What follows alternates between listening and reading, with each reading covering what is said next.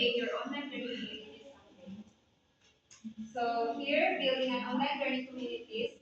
So sa pag-create ng online learning communities is dapat i-consider mo din yung ay dapat may careful planning and management. So first, we have the understanding your students' needs. So parang kumbaga, for example, ikaw na teacher, mag-create ka ng online learning community, dapat intindihin mo din kung ano yung problem ng students mo. Like for example, what if majority of your students is walang signal or walang gadget? So you have to consider that. Next is choosing the right platform. So parang example, kung sa platform is Facebook, pero karamihan sa students mo is hindi active sa Facebook. So choose another platform that is convenient for them. Third one is policing the community. So of course, rules and guidelines are must when it comes to online learning communities.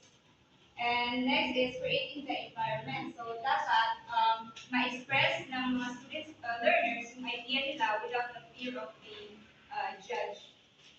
And making it a learning resources, be image conscious, and then be engaged.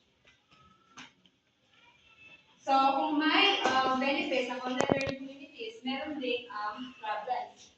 So the first one is cultural influence. So of course, tayo dito, even us here, we came from different backgrounds, cultures, and traditions.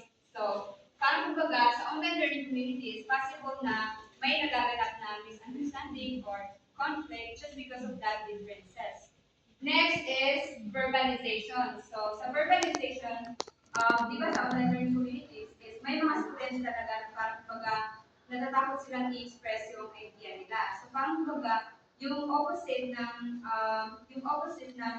mga students na yun is parang kumbaga sila lang yung nakaka-benefit sa online learning communities.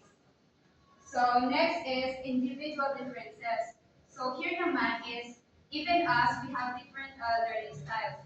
So like for example, here, mas gusto nila yung visual, here naman is yung audio.